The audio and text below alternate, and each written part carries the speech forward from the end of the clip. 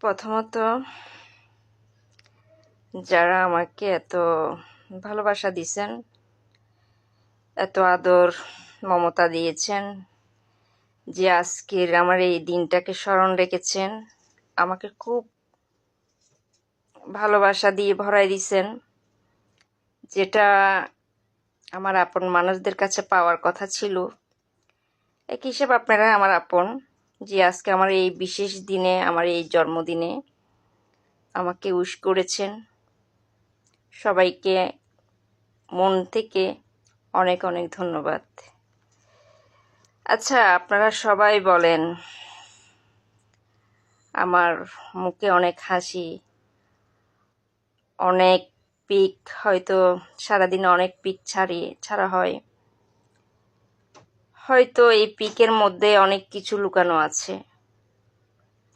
হয়তো দেখা যাবে অনেক সময় আপনারা বিরক্ত ভোগ হচ্ছেন, এটার জন্য সবার কাছে সরি। হঠাৎ করে দেখবেন একদিন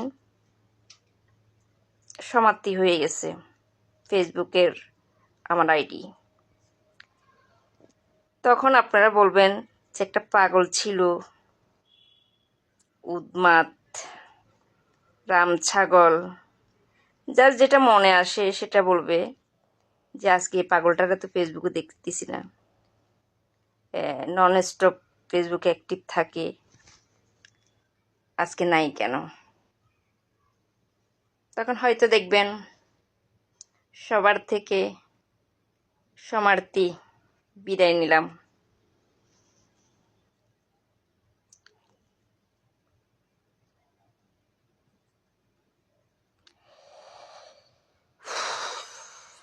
তো যেটা বলতে আসলাম আজকে লাইভে, আসলে আজকে একটা বিশেষ দিন আমার। গত কালকে থেকে একটা মেয়ে, সবসময় একটা মেয়ের পছন্দর একটা জায়গা থাকে, সবসময় তার পছন্দ মানুষের কাছে আশায় থাকে। বিশেষ দিনগুলা সে উইশ করুক, তাকে ভালোবাসা দুক। আমি না এমন একটা মেয়ে, মুখে হাসি কিন্তু অন্তর অনেক কষ্ট, যেটা কাউকে বুঝতে দিই না। সারাক্ষণ মুখে হাসি কিন্তু মনে কি যে কষ্ট, সেটা আমার উপরে আল্লাহ জানে আর আমি জানি। ছোটবেলা বাবা হারাইছি, নিজের কপালটাও খুব ভাঙা। এতটুকু আসলাম খুব স্ট্রাগল করে, খুব কষ্ট করে। যে একটা মেয়ের মনের কষ্ট বুঝার মতো ফ্যামিলিতেও পাইনি, মনের দিক দিয়েও পাইনি।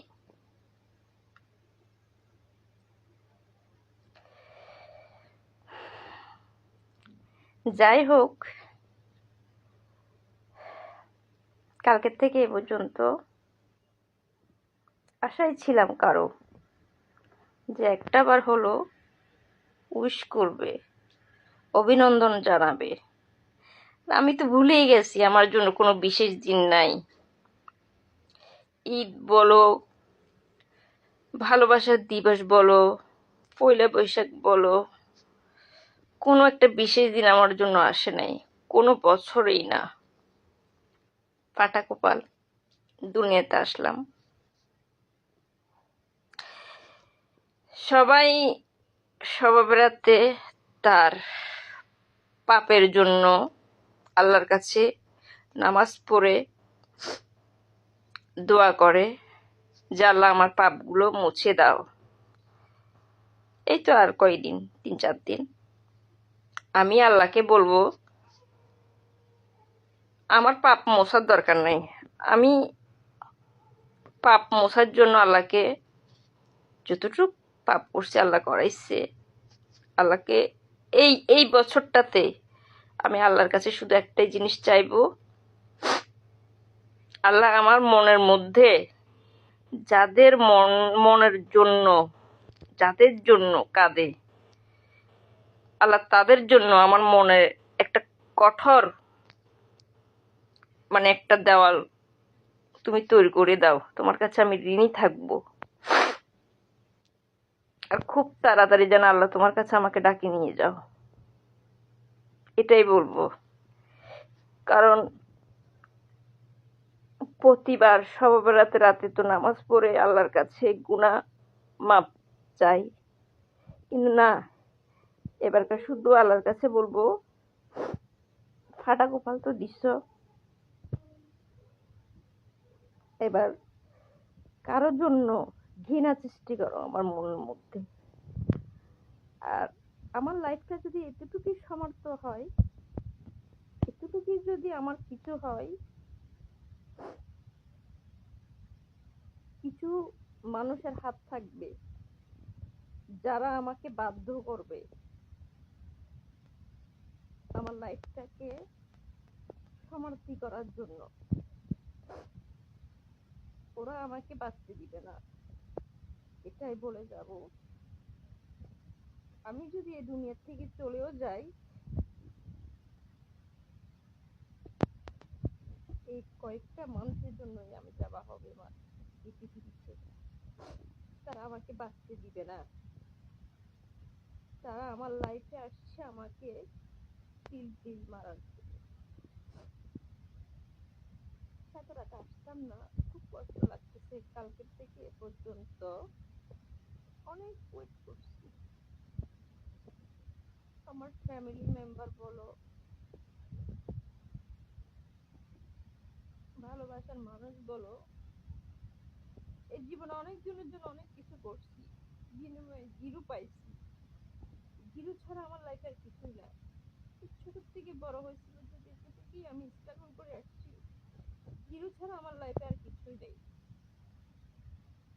যা আমার আম্মা আছে, হয়তো আর কিছুদিন পর উনিও থাকবে না, আমার বয়স হয়েছে, তখন তো আমি একেবারেই একা হয়ে যাব।